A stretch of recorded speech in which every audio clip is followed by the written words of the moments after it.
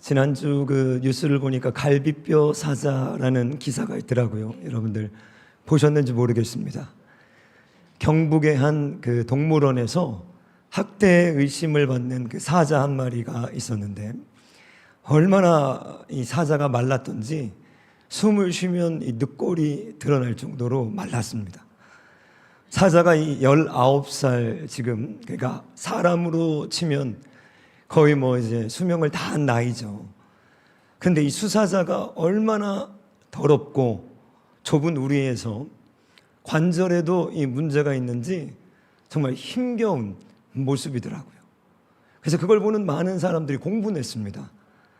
자, 이 민원이 쇄도하면서 청주의 한 동물원에서 이 사자를 데려갔습니다. 뭐 그랬나 보다. 그리고 이제 기억이 사라졌는데 2주 만에 다시 뉴스에서 보도가 됐을 때 정말 충격받았습니다. 이 약 2주 만에 이 관리를 받으니까 사자가 어떻게 변했는가? 여러분, 살이요 아주 두실두실 올랐고, 먼저 이 수사자의 그 갈기 있지 않습니까? 깨끗하게 씻어서 비껴줬는지 멋있는 거예요. 정말 사자답더라고요. 심지어는 사육사들이 와가지고 이제 먹이를 줄 때는 포효합니다. 으렁거리면서. 그 전에는 마치 말기 암 환자처럼 그냥 누워서 숨을 헐떡이던 이 사자가 불과 2주 만에 집중적인 케어를 받으니까 이렇게 달라지네. 지금 이 청주동물원에서는 앞으로 메디컬 트레이닝과 더불어서 다른 사자와 방사하기 위해서 다음 계획들을 준비하고 있다고 하는데, 얼마나 제가 그 모습을 보면서 불과 2주 만에 이 관리를 받다 보니까 이렇게 달라지구나.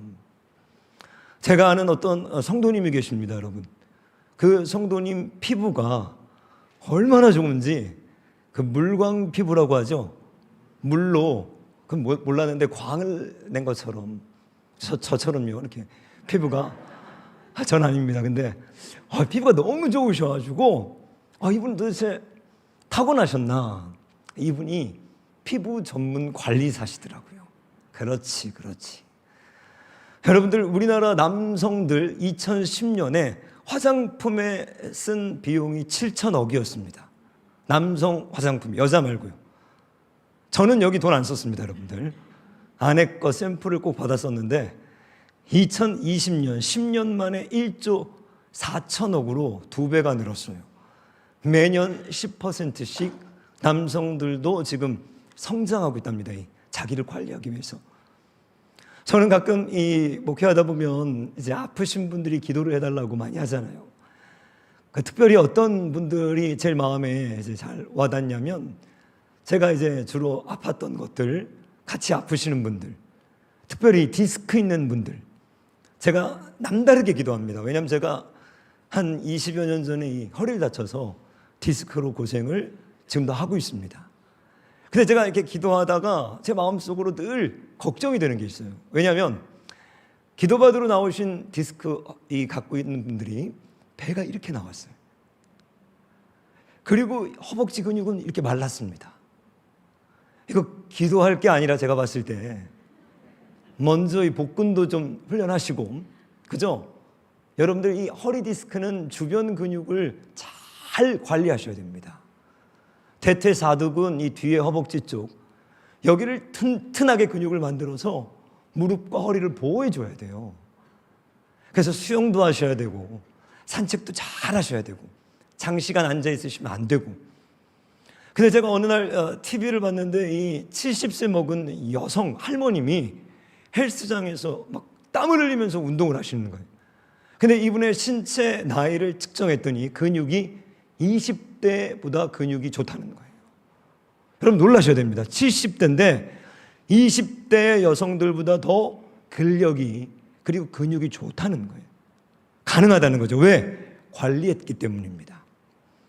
근데 이분이 처음부터 그랬나? 아니었더라고요. 보니까 이분이 허리 디스크로 오랜 시간 고생하다가 그 의사의 조언을 듣고 이제 헬스장에 다니면서부터 취미가 되고 재미가 붙고 몸이 달라지기 시작하면서 집중적으로 관리했더니 70대 여성 할머님이 20, 30대의 여성보다 더 건강한 근육을 갖고 있다는 거예요. 그러니까 근육 재테크라는 말도 있습니다, 여러분. 나이가 들면서 그만큼 우리 근력이 중요하다. 제가 미국에 있을 때 여러분들, 미국의 많은 커뮤니티들, 이 동네들이 있는데 부촌, 여러분 헐리우드의 뭐 유명한 베버리 힐즈 이런데 부촌들과 서민들이 사는 가난한 지역의 차이가 있습니다. 무슨 차이인가? 집이 엄청나게 크고 좋은 것도 있지만 관리 문제예요. 부유한 사람들이 사는 부촌은요, 관리가 잘 돼 있습니다. 들어가기도 어려워요. 게이트가 있고 사설 경비업체에 경비하는 사람들이 있고, 잔디들이 얼마나 관리가 잘 돼 있는지 잔디를 관리하지 않으면 거기서 페널티가 나오고 그 동네에서 경고받습니다. 그런데 가난한 동네일수록 물론 게이트도 없고 물론 경비원도 없고 먹고 살기 힘드니 누가 잔디를 관리합니까, 여러분? 부촌과 빈부의 차도 관리에서 이렇게 차이가 있구나. 작년 우리나라의 우울증으로 처방받은 그 예산 규모가 2천억입니다. 전 세계의 21조의 규모를 갖고 있습니다. 무엇을 얘기하는가? 사람들이 내면의 관리가 안 되고 있다는 거예요. 그래서 그만큼 지금 사람들이 건강뿐만 아니라 내면의 관리에 이렇게 많은 돈을 투자하고 있다. 저는 이것들을 보면서 정말 관리가 중요하구나. 여러분들, 저는 성도 여러분들이 영혼이 잘됨 같이 범사가 잘 되고 강건하기를 축복합니다. 이 말은 뭐죠? 건강하시고, 저는 성도님들 누구도 아프시길 원치 않아요. 그러죠? 모두가 강건하시기를 축원합니다. 그리고요, 범사에 여러분들의 내면이 강건하여서 우울증으로부터, 조울증으로부터, 이런 많은 정신적인 질병으로부터 여러분들이 잘 관리하시기를 원해요. 그런데 가장 중요한 것은 무엇인가? 살리는 것은 영이요 육은 무익하니라. 성경이 이렇게 말씀하시는데, 그 무엇보다 여러분들의 영혼이 잘 되기를 원합니다. 그래서 오늘 여러분들 여기 오신 거잖아요, 그죠? 여러분들 무엇 때문에 이 비가 쏟아지는 이 이른 새벽에 여기까지 올라오셨습니까? 바로 여러분들의 영혼에 대한 걱정, 그 영혼을 관리하고자 하는 구원에 대한. 저는 오늘 이 영혼의 관리, 그래서 설교 제목을 영혼의 셀프 케어라고 지어봤습니다. 너무 신선하죠? 반응이 없네요. 자, 영혼을 어떻게 관리해야 되는가? 그 대표적인 가장 자신의 영혼을 철저하게 하나님 앞에서 관리했던 그 인물과 더불어서 한번 오늘 우리들에게 주시는 중요한 것들을 적용해 보려고 합니다. 우리가 잘 아는 지금 본문으로 읽었던 욥입니다. 여러분, 이 욥은 아브라함과 동시대의 인물로 저희들이 추측하고 있어요. 그 기원전 2000년 전의 인물로 봅니다. 이 욥기를 읽어보면서 학자들이 우스 땅에 욥이라는 사람이 있었다고 하는데, 그럼 우스가 도대체 어딘가? 여기에 대한 의견들이 아주 분분합니다. 그래서 정확한 우스의 지역은 일치하지가 않아요. 어떤 사람은 아람 지역이다. 어떤 학자들은 또 이게 요담 지역이다. 그런데 모든 학자들이 공통적으로 동의하는 게 있습니다. 그건 뭐냐면 우스는 이스라엘은 아니다라는 거예요. 이게 왜 중요한가? 그는 이방인이었다는 거예요. 유대인이 아니었다는 겁니다. 히브리인이 아니었다는 거예요. 그는 철저하게 유대인들의 관점에서는 비유대인이었다는 거예요. 이게 왜 중요한가? 이게 중요한 이유가 있습니다. 1절이에요. 1절.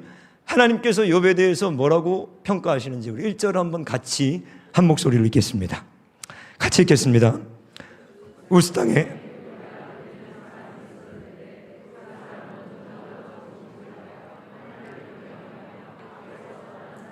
자, 우스 땅에 욥이라는 사람이 있었다. 그리고 욥에 대한 소개를 1절에서 하고 욥에 대한 이 소개를 8절과 2장 3절에서 하나님이 직접 마귀한테 이 말을 하세요. 뭐라고 소개하시는가? 욥은 첫째, 순전했다 이러는 거예요. 자, 뭐라고요? 순전했다. 영어로 blameless라고 합니다. 이건 뭐냐? 그 사람을 꼬투리 잡을 것이 허물이 하나도 없었다는 거예요. 나무랄 것이 없었다. 저희들 이 청문회 하면은 정말 신상 명세를 탈탈탈탈 털어가지고 아주 작은 먼지 하나까지 잡아내는데 욥의 첫 번째 캐릭터의 특징이 뭔가? 아무 나무랄 것이 없었다는 거예요. 얼마나 좋습니까, 여러분? 두 번째, 그는 정직했다. 요한복음 8장 44절에서 예수님께서 뭐라고 하시는가? 너희들 책망하시면서 거짓말의 아비, 그것을 사단이라고 얘기합니다. 사단은 거짓말하는 자요, 진리 안에 있지 못함으로 처음부터 거짓말했고, 사단에게 속한 자들의 특징이 무엇인가? 거짓이라는 거예요. 근데 욥은 순전했고 정직했다는 거예요. 세 번째, 근데 세상에 많은 도덕 분자들과 차이가 있었다는 겁니다. 그럼 뭐라고요? 하나님을 경외하는 자였다는 거예요. 세상에서 인격이 좋고 그냥 넉살 좋은 그런 인품 좋은 어떤 사람이 아니라 그는 하나님을 경외했기 때문에 순전하고 정직하며 마지막 충격적입니다. 뭐라고요? 악에서 떠난 자였다.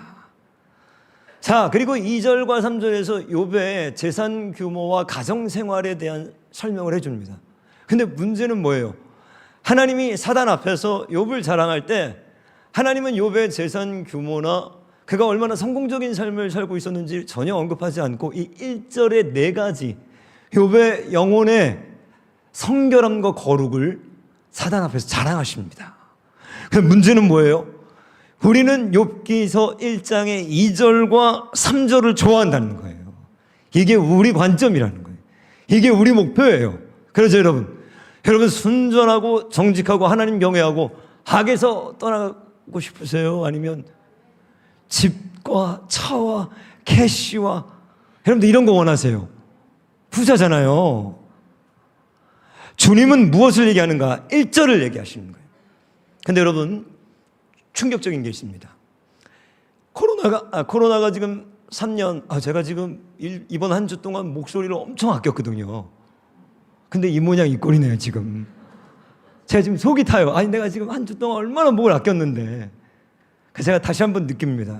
이 판사 바뀔 거 하나도 없어. 매일 설교해야 돼, 매일 기도하고. 어차피 아껴도 이 모양, 안 아껴도 이 모양. 자, 여러분 보세요. 우스 땅에 욥이라는 사람이 있었는데 이게 왜 중요한가? 비유대인이라고 제가 말씀드렸죠. 왜 이게 중요한가? 코로나를 통해서 지금 뭐가 부각됐습니까, 여러분들? 자가격리, 원격 치료, 재택 치료. 지금 코로나가 바꾼 사회적인 분위기가 있는데 그게 뭐냐면 셀프 케어입니다. 이제 내 건강은 누가 지킨다? 내가 지킨다는 그 분위기가 전 세계적으로 강해지고 있는 거예요. 누구에게 맡길 수가 없는 거예요. 내가 마스크 쓰고 내 건강은 내가 관리해야 된다는 거예요. 예전에는 아프면 병원에 가서 의사에게 수동적으로 나의 몸을 맡겼지만 이제는 그런 시대가 지났다는 거예요. 내가 능동적으로 내 건강은 내가 책임지고 내가 살아야 된다는 거예요. 이게 이 시대의 분위기인데 그는 이방인이었다는 거예요. 그리고 기원전 2000년 뭐가 문제죠? 아직 모세를 통해서 율법이 주어지지 않은 시대예요. 제사법들이 하나도 주어지지 않은 시대입니다. 욥이 살았던 시대는 교회도 없었을 뿐더러 어떤 프로그램도 없었고 이런 설교도 없었고 멘토도 없었다는 거예요. 전무후무한 거예요. 그런데 철저하게 욥이 셀프 케어합니다. 그 결과 순전하고 정직하고 하나님 경외하고 악에서 떠났다는 거예요. 심지어 욥은 보혜사 성령님이 공식적으로 이 땅에 오시기도 몇천 년 전에 살았던 인물이에요. 자, 그럼 우리가 문제가 뭔가? 우리는 보혜사 성령님이 우리 안에 거하신다고 하는데 욥의 반도 못 따라가지 않습니까? 욥의 10분의 1도 못 따라가잖아요. 왜 그런가? 욥을 통해서 우리가 궁극적으로 무엇을 배워야 되는가? 몇 가지를 살펴보려고 합니다. 첫 번째, 시작이 반이다. 욥의 아침을 여러분들 주목해 보시길 바랍니다. 욥의 아침 5절 한번 우리 같이 읽겠습니다. 5절 같이 한번 우리 한 목소리로 읽겠습니다. 그들이 차례대로 잔치를 끝내면 욥이 그들을 불러다가 성결하게 하되 아침에 일어나서 그들의 명수대로 번제를 드렸으니 이는 욥이 말하기를 혹시 내 아들들이 죄를 범하여 마음으로 하나님을 욕되게 하였을까 함이라. 욥의 행위가 항상 이러하였더라. 아멘. 저는 오늘 여러분들이 돌아가서 이 5절 말씀을 여러 번 한번 묵상해 보시길 원합니다. 욥의 행위가 항상 어떠했다고 하는가? 그 10명의 자녀들이 모여서 잔치를 치르고 난 다음 날에는 반드시 아침 일찍 욥이 일어나서 자녀들 한 사람 한 사람의 명수대로 번제를 드리고 그들을 성결케 했다는 거예요. 아침입니다. 시작. 축구도 처음 5분이 중요하다고 하죠. 비행기도 여러분들 대부분의 사고는 항공사고는 이착륙 때 발생합니다. 욥을 통해서 첫 번째 우리들이 봐야 되는 건 뭐냐면 하루의 첫 시작을 내가 어떻게 시작하고 있는가. 여러분들 팀 페리스라는 베스트셀러 작가이자 유명한 애플의 팟캐스트를 진행하는 이 아나운서가 있습니다. 이 사람이 미국에서 몇 년 동안 성공한 사람들, 자수성가한 사람들, 각계 분야의 아주 유명한 인물들을 초청해서 토크쇼를 진행했는데, 그리고 책을 썼는데, 자기계발서 저도 많이 읽었습니다만 평범한 내용이에요. 성공한 사람들 특징, 부지런하고 긍정적이고 도전 정신이 강하고 이런 내용들입니다. 새로운 게 없어요. 그런데 한 가지 새로운 게 있었어요. 깜짝 놀랐습니다. 그게 뭐였는가? 성공한 사람들 그가 봤더니 90% 이상은 하루의 첫 시간에 무조건 마인드 컨트롤하는 명상 시간을 갖더라는 거예요. 이거는 예수 안 믿는 사람들, 이들도 알고 있구나. 시작할 때 자기 내면을 정리하지 못하면 하루가 어떻게 된다는 걸 이 사람들도 알고 있네.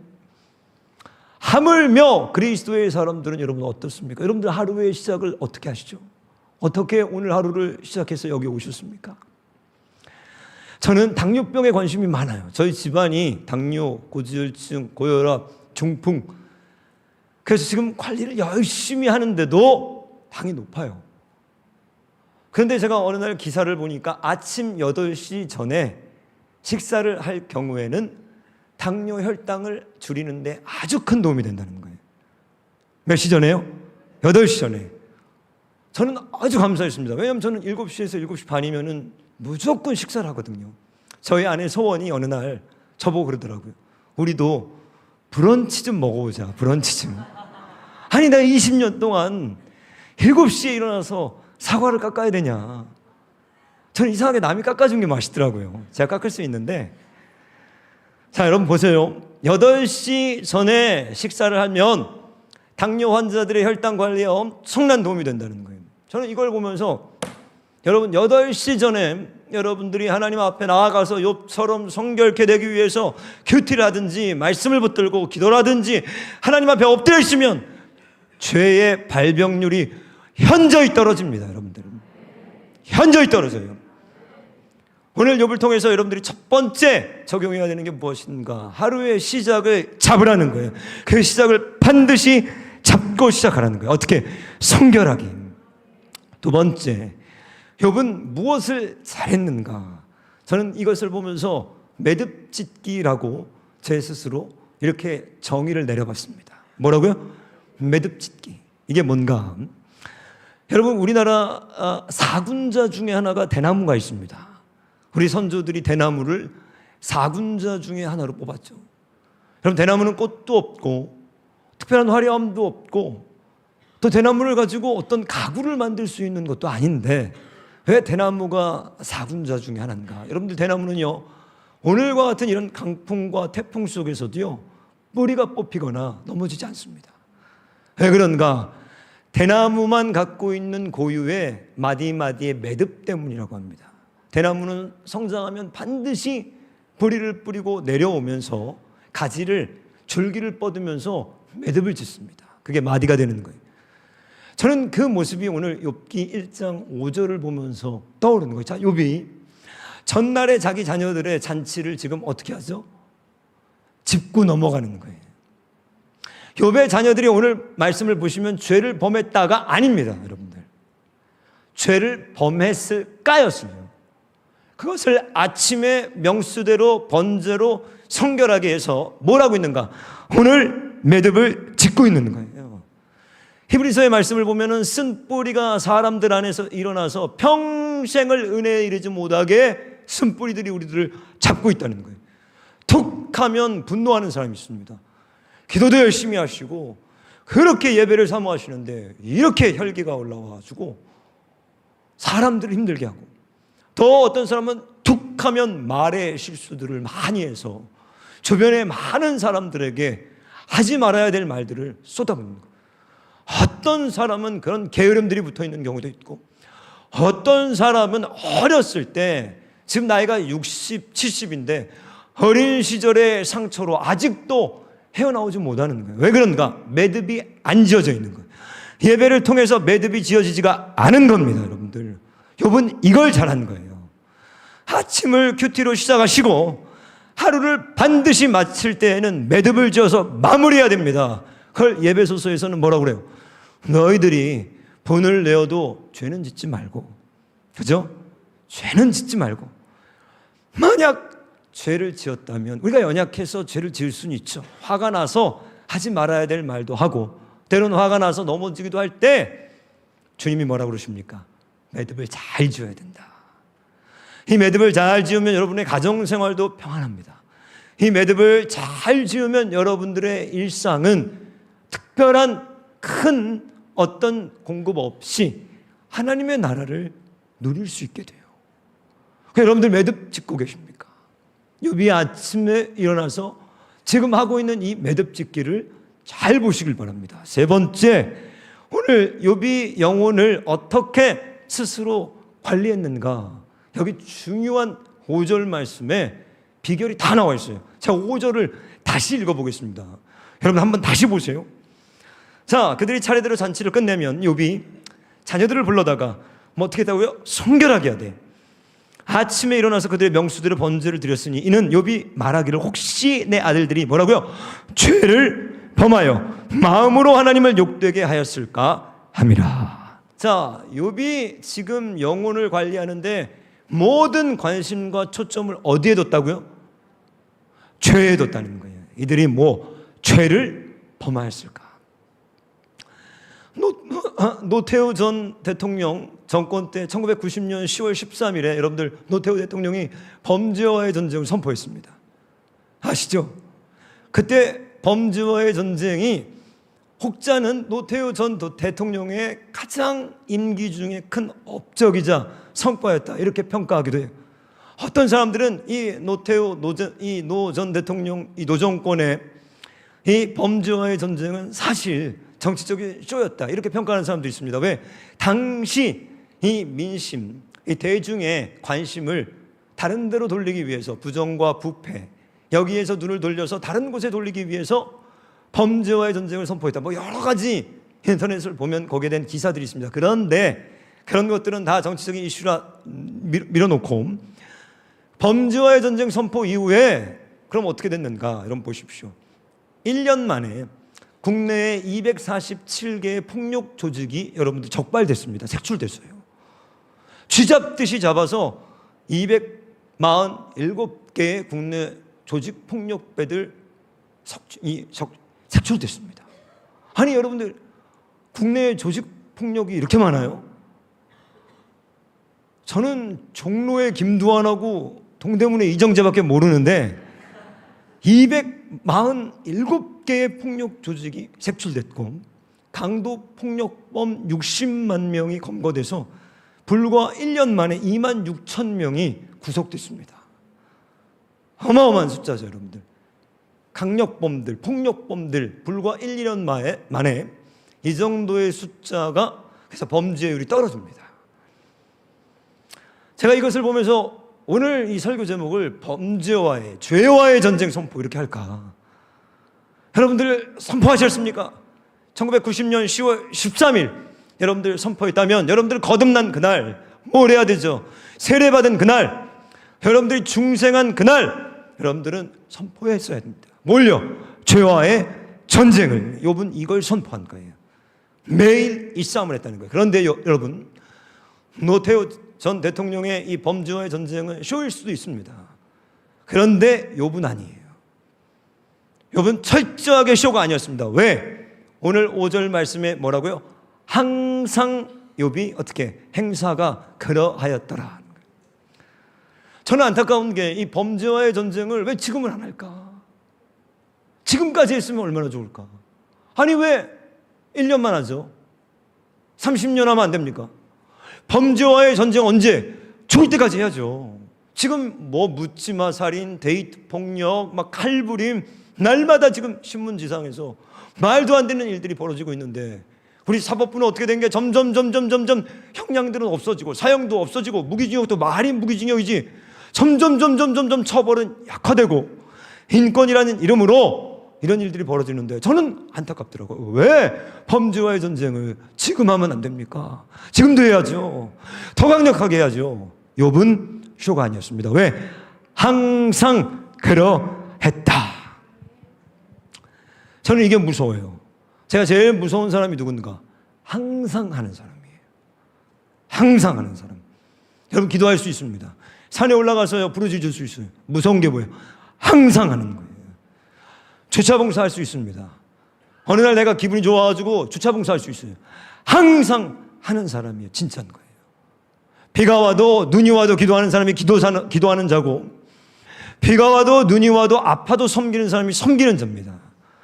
욥은 뭐라고 하는가? 이 일이 욥의 인생에 continually 이렇게 번역하기도 하고 lifelong 이건 뭐예요? 계속적으로 평생 사는 동안 이걸 했다는 거예요. 그렇기 때문에 이건 쇼가 아닙니다. 여러분 욥기를 보면요 특이한 게 있어요. 욥이 42장으로 되어 있습니다. 욥기가. 근데 여러분들 욥기를 잘 안 읽으시는 분은 1장하고 42장을 읽어요. 그죠? 1장은 재밌어요. 왜? 욥이 이렇게 소개한 다음에 사단이 하나님 앞에 와가지고 욥을 두고 하나님과 내기합니다. 그죠? 그래서 이제 욥이 하루아침에 노숙자가 되고 하루아침에 무일푼이 돼서 다 건강을 잃고 그때 하나님이 이기잖아요. 그리고 3장부터는 4명의 친구가 와서 욥과 계속적인 설전을 나누는데 여기는 안 봐요 사람들이. 왜? 재미가 없어요. 그리고 저기 38장에 가면 하나님이 나타나십니다. 하나님이 나타나셔서 욥에게 막 속사포처럼 쏴대고 42장에 욥이 다 회복돼서 축복으로 해피엔딩으로 끝나요. 그러니까 1장 42장 기도 열심히 하시는 분들은 38장부터 욥기를 봅니다. 중간에 안 봐요. 안 봐. 저도 안 봤어요. 처음에 너무 힘들더라고요. 이걸 가지고 강해 설교도 해보고 주석도 보고. 근데 욥기가 언제 보이는가? 보여요. 언제 보이는가? 내가 고난당할 때, 내 몸이 아플 때, 내가 광야를 걷고 있을 때 3장부터 죽과 같은 말씀들이 쏟아집니다. 여러분들 3장에 욥이 입을 열어서 자기를 저주하면서 시작해요. 태어나지 말 것을, 나말을 배웠다고 하는 그날 저주를 받았으면 자기를 저주합니다. 극심한 고통. 왜? 믿음이라는 건, 우리 신앙이라는 건요 날마다 밝은 날마다 햇살이 아니에요. 날마다 홍해가 갈라지고 날마다 만나와 메추라기를 먹지 않습니다. 우리의 인생과 우리 믿음의 길에는 반드시 뭐가 오냐면 고난과 십자가와 광야의 여정을 누구나 걸어야 되는데 이때 진짜와 가짜가 분별되는 거예요. 친구들이라고 셋 있는데 와가지고 집중적으로 욥을 포격합니다. 욥이 3번의 변론을 하다가 31장에서 마지막 욥이 변론을 하고 32장에 젊은 엘리후가 나와서 하나님 나오실 때까지 얘기를 해요. 그런데 29장, 30장, 31장 집에 가서 읽어보시면 여기가 욥의 마지막 변론이고 마지막 욥의 변론의 클라이막스인데 30장, 31장을 여러분들이 잘 읽어보셔야 됩니다. 왜? 여기를 읽다 보면 보화가 막 나오는데 욥이 어떻게 살았는지, 욥이 어떻게 믿음 생활했는지, 어떻게 영혼을 관리했는지가 여기 보화로 막 쏟아져 나와요. 몇 가지만 제가 소개해 드리겠습니다. 31장 1절 욥이 이렇게 얘기합니다. 31장 1절 내가 내 눈과 약속하였나니 어찌 처녀에게 주목하랴. 자기를 공격하고 자기의 죄 때문에 욥이 이런 고난을 당하고 있을 거라고 믿고 있었던 사람들에게 욥이 변론하는 거예요. 근데 욥도 친구들도 이해가 돼요. 왜 이해가 되냐? 자, 여러분들 10명의 자녀가 하루아침에 죽는다? 이게 여러분 쉽습니까? 어렵습니까? 예? 어렵죠. 10명이 어떻게 동시에 죽어요. 그런데 동시에 죽을 때 동시에 욥의 모든 재산이 어떻게 돼요? 날아가 버립니다. 그죠?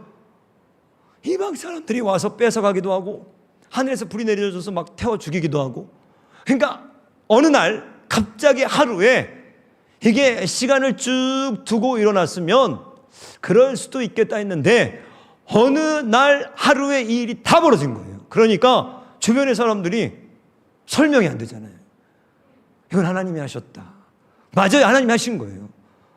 이건 맞아요. 그런데 해석에서 틀린 거예요. 하나님이 하신 건 맞았는데 이들이 해석을 어떻게 해요?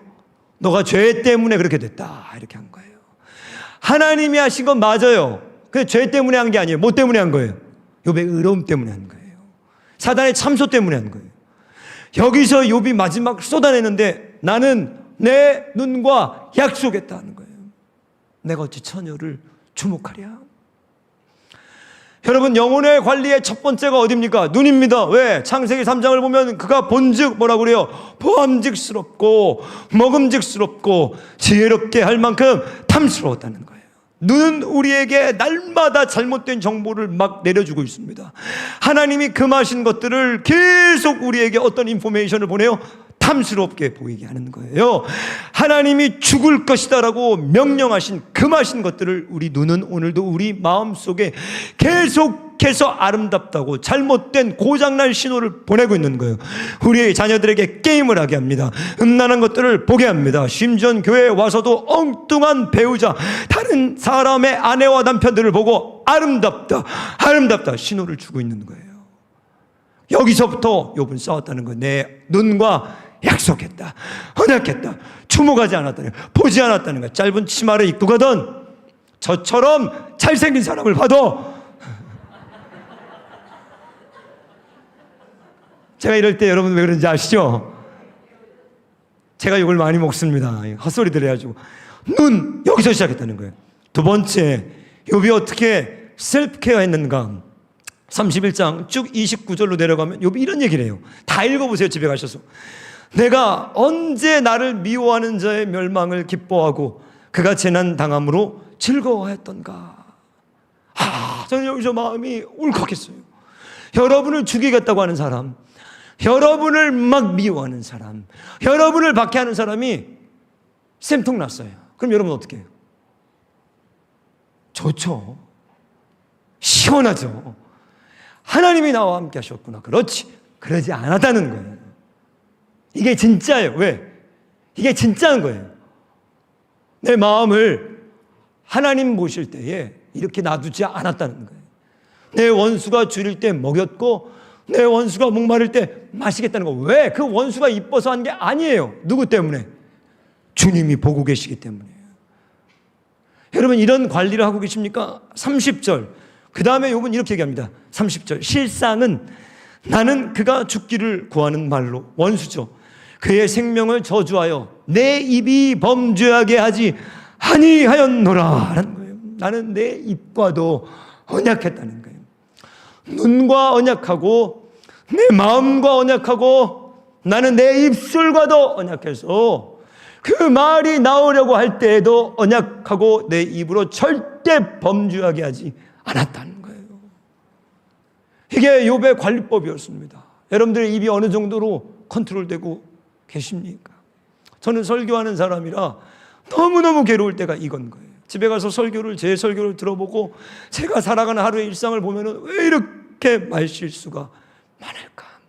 이것과 언약했다는 거예요. 네 번째, 또 16절, 18절 보시면 기가 막힌 얘기가 있습니다.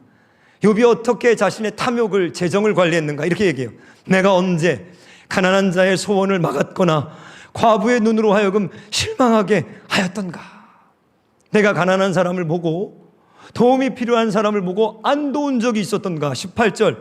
실상은 내가 청년 때부터, 젊었을 때부터 고아 기르기를 그의 아비처럼 하였으며 내가 어렸을 때부터 과부를 인도하였노라. 자, 첫 번째, 두 번째, 세 번째는 수동적인 겁니다. 눈과 언약해서, 마음과 언약해서, 입술과 언약해서 죄를 막은 거예요. 막은 거예요. 수동적인 거예요. 그런데 하나님 나라의 복음은요, 적극적인 거예요. 능동적인 거예요. 네 번째부터는 뭐예요? 능동적인 거예요. 내가 과부를 도왔다가 아니에요. 내가 가난한 고아들을 도왔다, 이 정도가 끝나는 게 아니라 내가 젊었을 때부터 저들의 아버지가 되었고 고아의 친구가 되었고 과부의 친구가 되어서 저들을 먹였다는 거예요. 하기 싫은데 그냥 5만 원짜리 낼까 만 원짜리 낼까 막 숨기다가 해라 모르겠다 조금 지워준 게 아니라 마음이 진심으로 가난한 자들을 아끼고 사랑했다는 거예요. 그럼 마지막 33절에서 여러분은 어느 정도로 철저했는지 이렇게 얘기합니다. 내가 언제 다른 사람처럼 내 악행을 숨긴 일이 있거나 나의 죄악을 나의 품에 감추었느냐 그러는 거예요. 철저하게 회개한 거예요. 오늘 아침에 일어나서 반드시 매듭을 지으면서 저녁에는 어떠한 사소한 죄도 내 마음에 어떠한 걸리는 것이 없더라도 철저하게 감춘 적이 있었느냐, 악행을 숨긴 적이 있었느냐, 이것이 욥의 인생 전체를 관통하고 흐르면서 하나님은 그에게 뭐라고요? 사단 앞에서 넘버원으로 욥을 꺼내서 자랑하십니다. 순전했고 전혀 어디 하나 흠잡을 데가 없었고 정직했고 나를 경외하며 악에서는 뭐라고요? 떠났다는 거예요. 떠났다는 거예요. 여러분, 악에서 떠나셨습니까? 죄에서 떠났습니까? 여러분들 죄 가운데 거하고 계십니까? 한 발짝 담가놓고 오늘도 은밀하게 거기서 즐기면서 아무도 모르게 교회 와서 또 눈물찔끔 흘리면서 반복하면서 여러분 그러고 계십니까? 근데 욥은 이걸 누구와 혼자 했다는 거예요. 어떤 멘토 프로그램, 교회 예배, 여러분 아셔야 됩니다. 교회가, 목사가, 프로그램이, 예배가 여러분들 천국으로 못 보내요. 여러분들이 하셔야 되는 거예요. 여러분들이 하셔야 되는 거예요. 그런데 우리는 유리합니다. 욥은 아마 우리를 만나면 참소할 거예요. 야 이놈들아, 야 이놈들아, 너희들은 보혜사도 오셨는데 이놈들, 한심한 놈들, 나는 혼자 있어 임마, 이럴 거 아니에요. 그럼 우리들은 또 핑계 댈지 몰라. 아이고 그때 인터넷도 없었지, 인터넷도 없었고 유튜브도 없었고 뭐 죄가 있었어. 그러면 안 되는 거예요. 여러분들, 욥이 어느 정도였는지 저는 이 5절 말씀을 읽는데 눈물이 핑 돈 구절이 있었어요. 눈물이 핑 돈 구절. 여러분 5절 읽으면서 어디 부분이 여러분들은 눈물이 핑 도십니까? 다 다르겠죠. 욥이 자녀들을 불러 성결하게 했다, 그럴 수 있죠. 아침마다 그들의 명수대로 번제를 드렸다, 그럴 수도 있죠. 욥의 행위가 항상 이러했더라, 그것도 눈물 나죠. 그런데 제가 가장 눈물 났던 건 그 말씀이 아니에요. 이 말씀이에요. 5절 보시면, 한 번 더 보시면 이럽니다. 욥이 말하기를 혹시 내 아들들이 죄를 범하여, 이 다음이에요, 마음으로 하나님을 욕되게 하였을까 함이라. 여러분 이게 무슨 얘기입니까? 마음으로 혹 저들이 하나님을 욕되게 하지는 않았을까? 제가 이 말씀을 보는데 욥은 진짜였구나, 진짜구나. 조선시대에 여러분 사육신이 있었습니다. 아시죠? 사육신, 죽을 사자, 여섯 육자, 신하, 6명의 죽은 신하들. 이들은 단종의 복위를 계획하고 추진하다가 당시 수양대군 세조에게 발각돼서 전부 사형당한 6명의 충신들입니다. 대표적으로 뭐 박팽년, 성삼문 이런 자들이 있죠. 여러분들 국사 시간에 왜 이렇게 낯설게 보세요 저를. 성삼문, 여러분들 그 기록을 보시면요, 수양대군이 성삼문을 고문할 때 어떻게 했는가? 불에 달군 인두로 온몸을 지졌대요. 야, 인간이 이렇게. 그리고 나중에는 왕이라고 안 부르고 끝까지 날이라고, 날이 그는 왕의 종친이었지 왕은 아니잖아요. 날이라고 부르는 수양대군이 분노해서 입을 불로 지졌다는 거예요. 성삼문의 입을. 그리고 마지막에 어떻게 했는가? 팔을 잘라버렸습니다. 어마어마한 고문을 당해요. 그런데 회유책은 하나입니다. 단종을 폐위하고 지금 왕이 됐어요. 됐어. 수양대군이 왕이에요. 조선에. 그냥 인정하고 가면 아무 문제 없습니다. 여러분들 계속 벼슬을 누리고 아무 문제 없이 행복하게 살 수 있는데 이들이 거절해요. 누구에 대한? 세종에 대한 충심 때문에. 집현전 학사들이죠. 그때 고문하다가 수양대군이 이렇게 얘기했습니다. 뭐라고 했는가? 내 놈이 나를 날이라고 부르면서 내가 준 복록, 내가 준 그 쌀들과 관리들에게 내렸던 임금이 하사했던 그 월급들, 쌀들, 어찌 내 녹은 왜 처먹느냐? 이렇게 신문했더니 성산문이 고문 가운데 이렇게 얘기했습니다. 나리가 내게 준 녹은 하나도 내가 사용하지 않고 내 창고에 다 모아놨으니 사람을 보내 살펴보십시오. 정말 사람을 보내봤더니요, 세조가 즉위해서 내렸던 모든 쌀과 모든 재산들과 임금이 하사한 걸 하나도 사용하지 않았다는 거예요.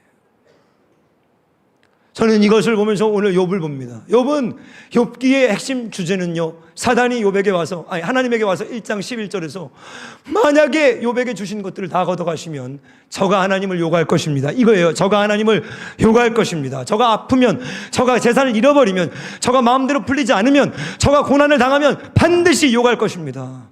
첫 번째 사단이 졌어요.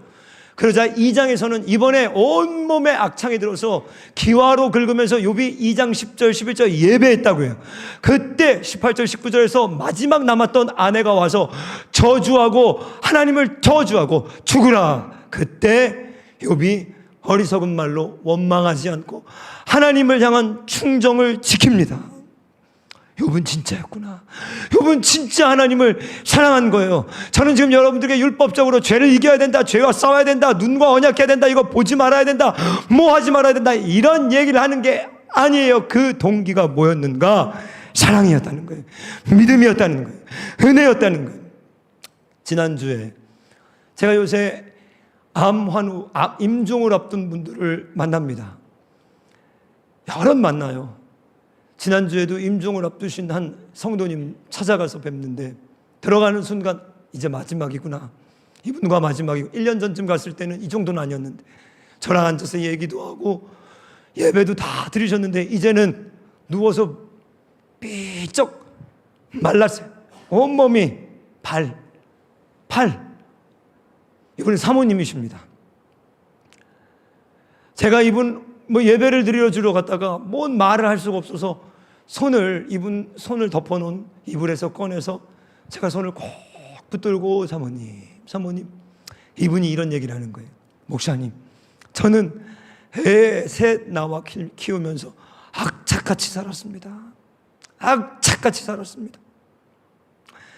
세상 사람들과 하나 다름없이 그렇게 살았습니다. 그런 줄 알았습니다. 그렇게 사는 줄 알았습니다.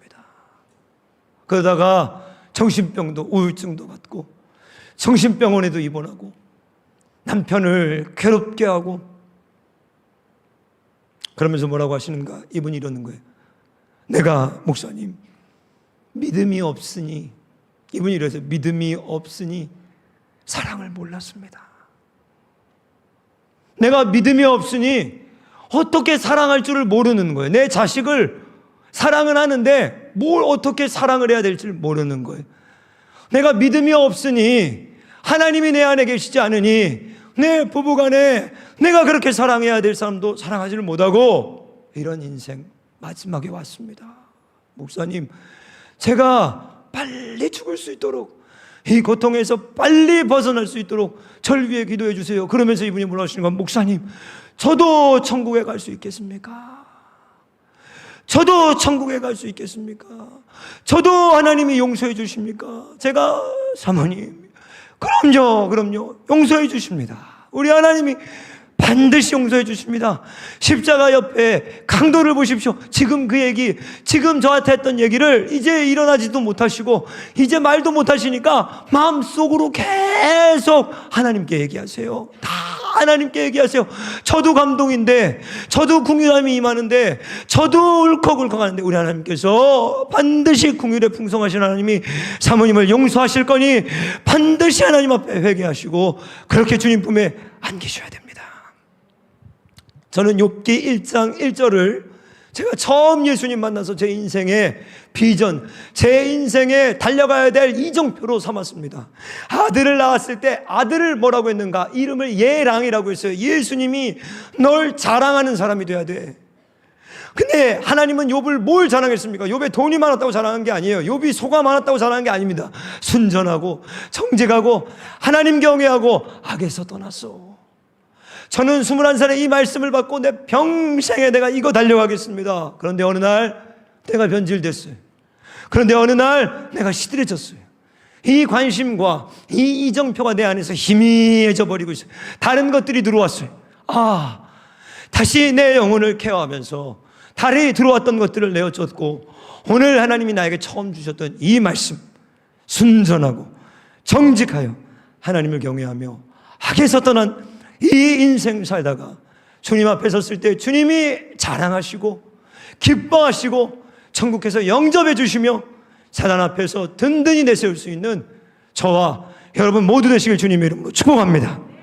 우리 이 시간에 이 말씀으로, 찬양으로 하나님 앞에 올려드리며 준비하신 예물 드리면서 우리 한번 뜨겁게 기도하는 시간 갖기를 원합니다. 거룩하신 주 앞에 순전해지고 거룩해지길 원합니다. 찬양합니다. 거룩하신 하나님, 거룩하고 순전해져서 주님 곁에만 머물게 하시옵소서. 부끄러운 주의 자녀들 되지 않게 하시고 주님께서 인정하시는 믿음의 사람들 되게 하시며 하나님 앞에 드린 모든 이 물질들 귀한 곳곳으로 흐르게 하여 주시옵소서. 감사드리며 예수님의 이름으로 기도하였습니다. 아멘.